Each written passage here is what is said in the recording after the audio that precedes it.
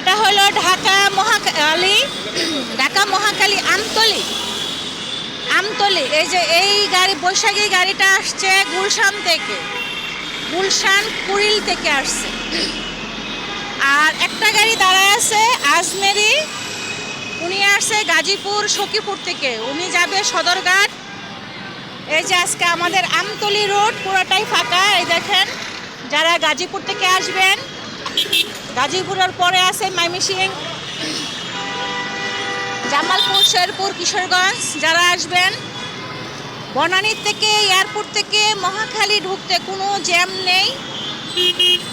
Jam নেই, রাস্তা পুরাই ফাঁকা আছে।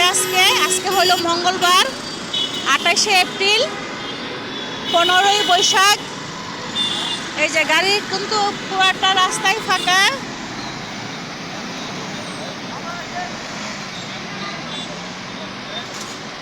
এটা হলো আমাদের মহাখালী আমতলী রুটটা। এই যে আমতলী রুটটা আজকে পুরাটাই ফাঁকা। এটা হলো আমাদের গুলশান একের রোড।